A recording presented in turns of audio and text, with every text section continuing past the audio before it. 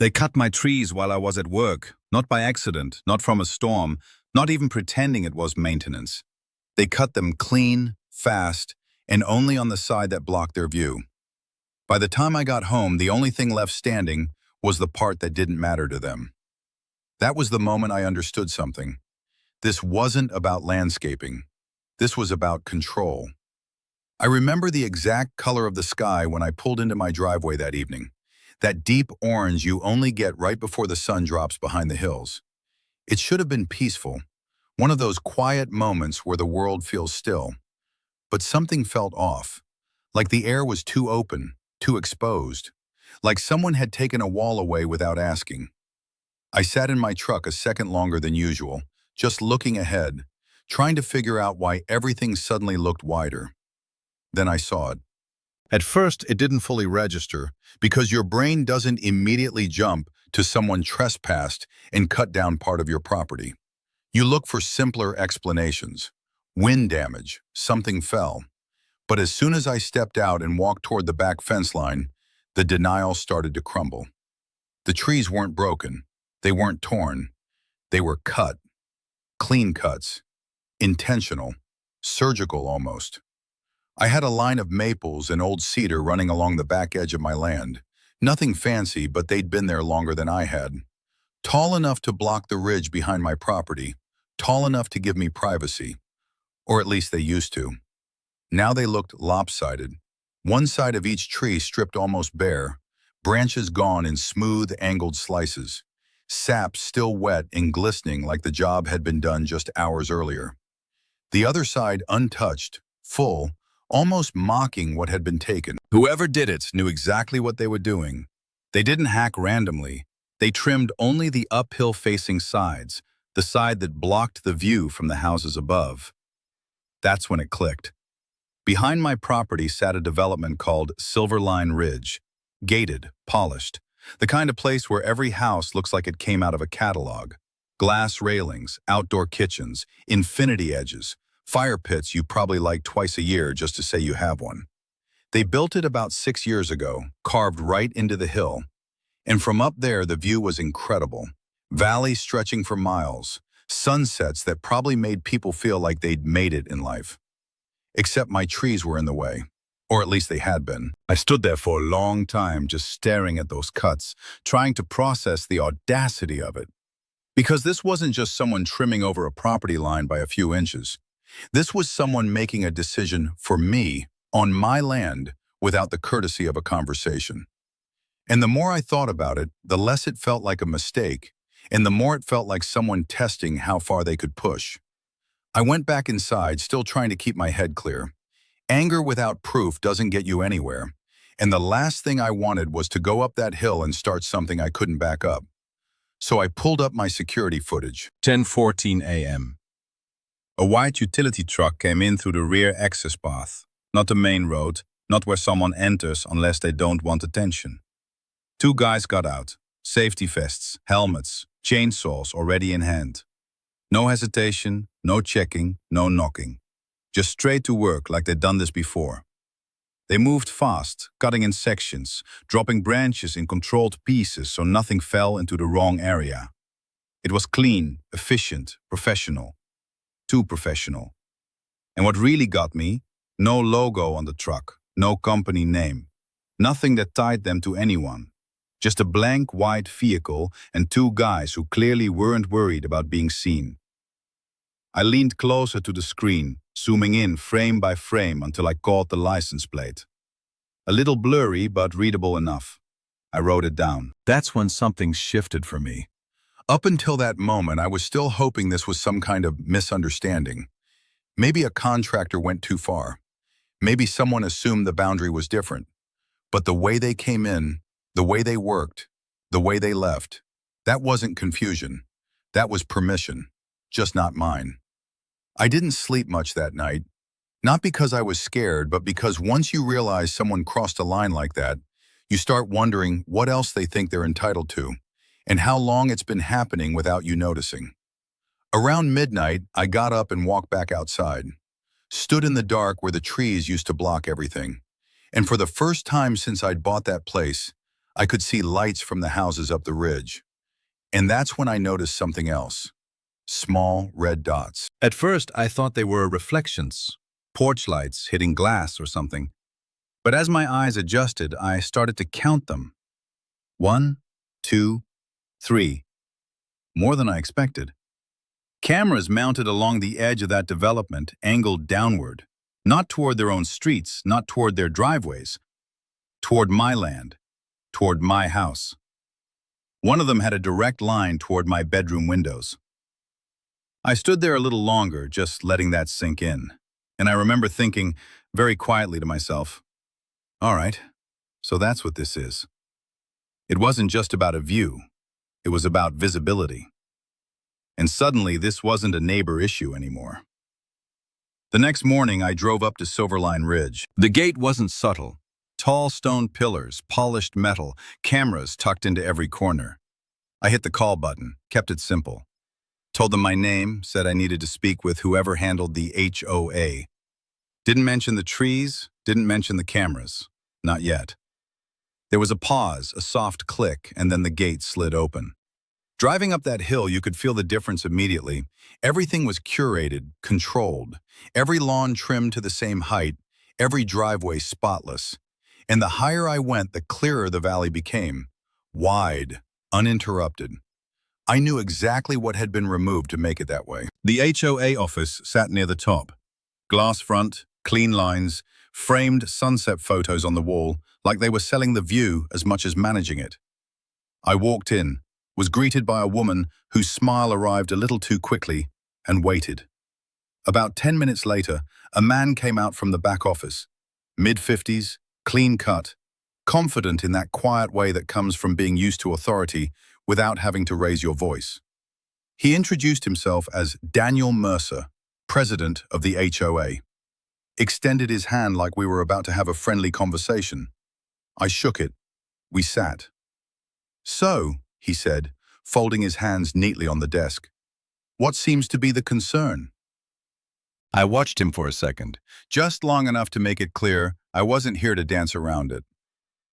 Yesterday morning, someone came onto my property and cut a significant portion of my trees. Clean cuts, professional work, only on the side facing this development. He didn't interrupt, just nodded slightly, like he was listening to a weather report. I'm trying to understand whether that was authorized by this association. A pause. Then he leaned back, exhaled softly, and gave me a look that was almost sympathetic.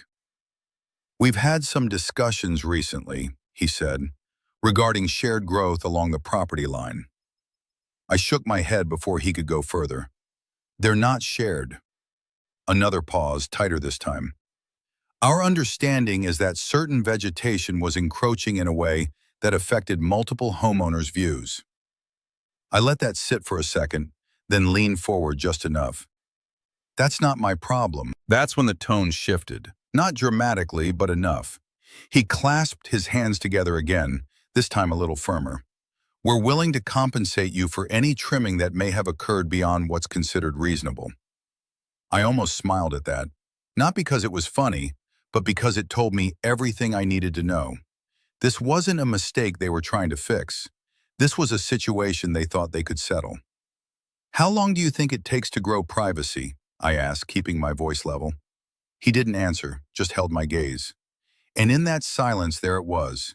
Not an apology, not even acknowledgement, just calculation. I stood up. I'll be in touch, I said, and turned before he could respond. Walking out of that office, I felt something settle in my chest. Not anger, something clearer than that. Direction. Because up until that meeting, I was still hoping for a conversation, maybe a resolution that didn't involve escalation. That hope was gone. When I got back home, I pulled out every document I had, survey maps, deed, property records, laid them across the table and went through them line by line.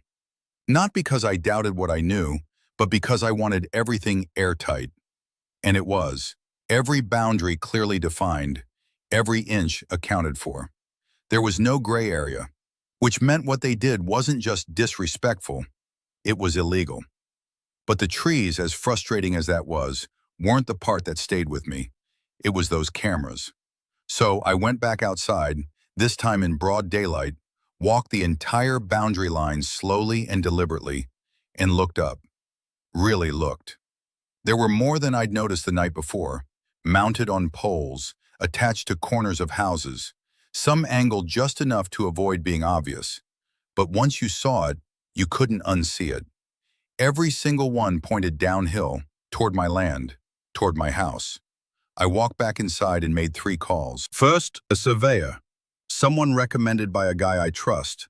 Not cheap, not fast, but precise. Second, a lawyer. Real estate, property disputes, the kind of person who doesn't get emotional, just effective. Third, a contractor. By the end of that day, things were already in motion.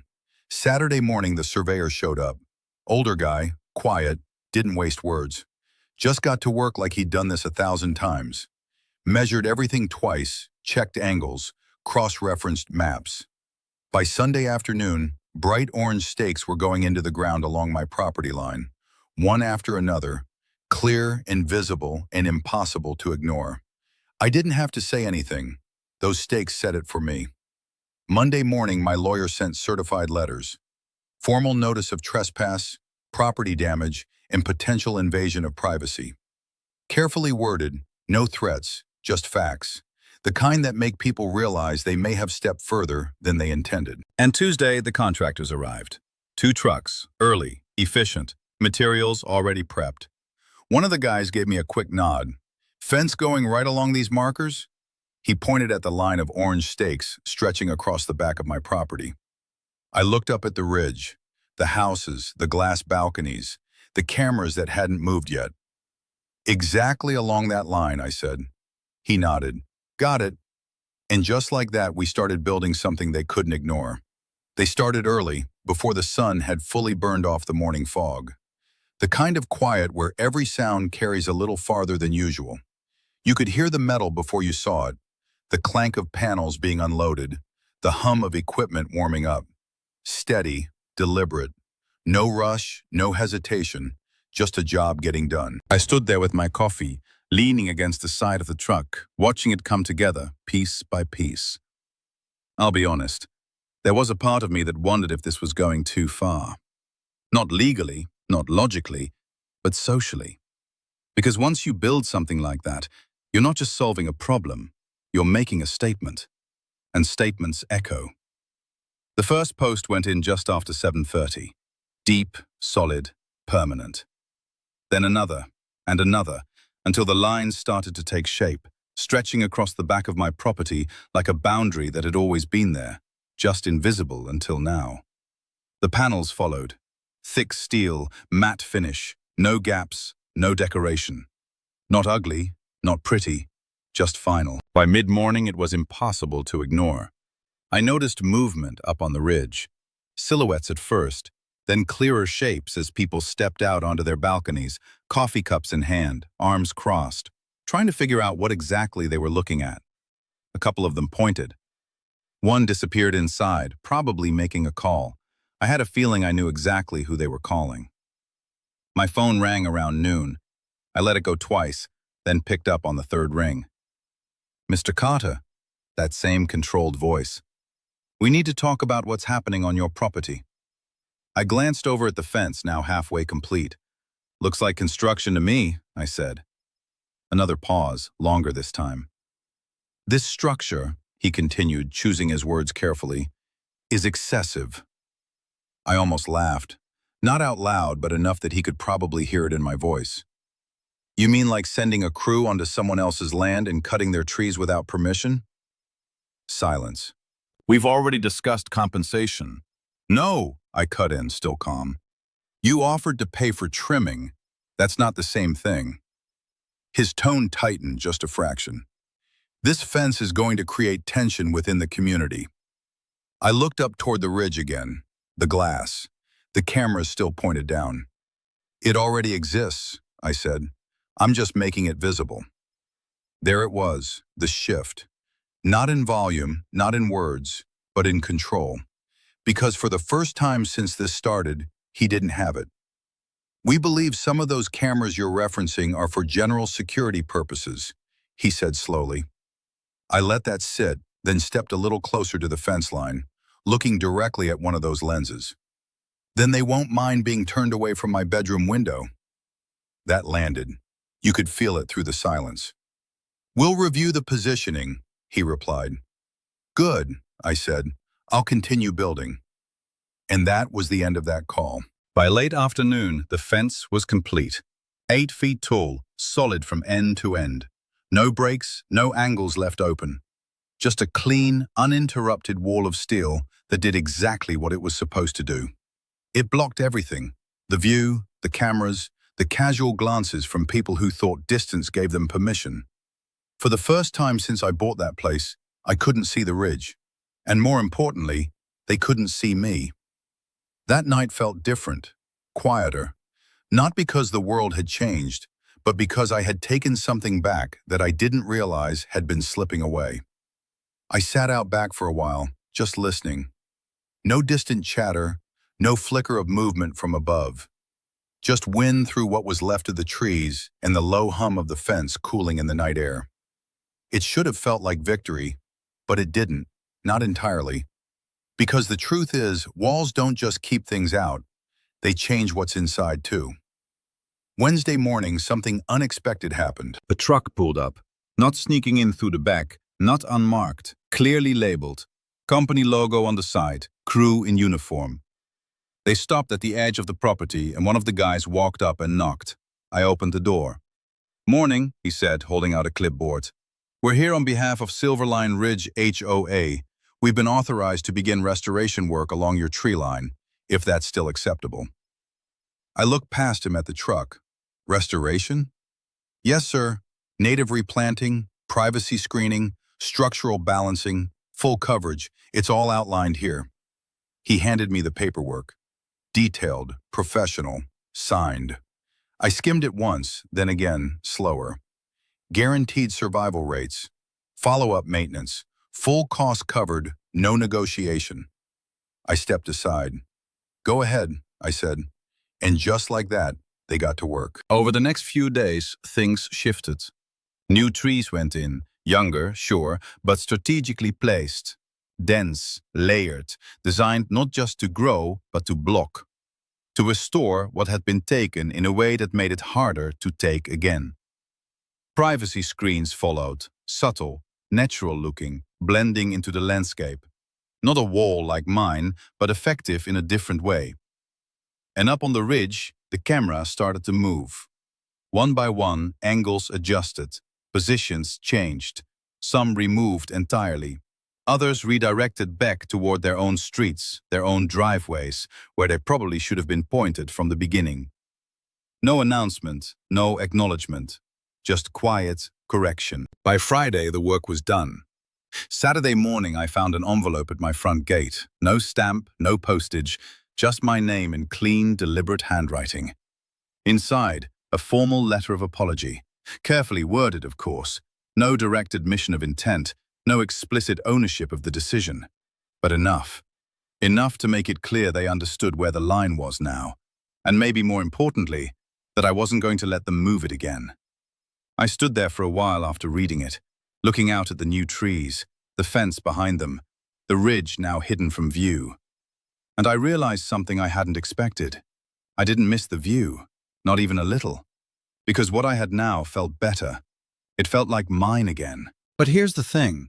Not everyone would have handled it the same way. Some people would say I escalated too quickly, that a conversation could have solved it. Maybe they're right.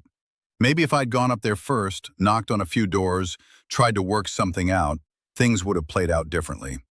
Or maybe they would have smiled, nodded, and cut a little more next time. So I want to know what you think. Was that fence a line that needed to be drawn? Or did I turn a bad situation into something worse? Where I stand now, behind 8 feet of steel and a row of growing trees, I sleep just fine. But I know not everyone would see it the same way. If you've ever had neighbors who pushed a little too far, or if you think there was a better way to handle it, drop it in the comments. I genuinely want to hear where you land on this. And if you want more stories like this one, the kind that sits somewhere between right and wrong, between justified and questionable, Go ahead and subscribe. Sometimes the line isn't where people think it is.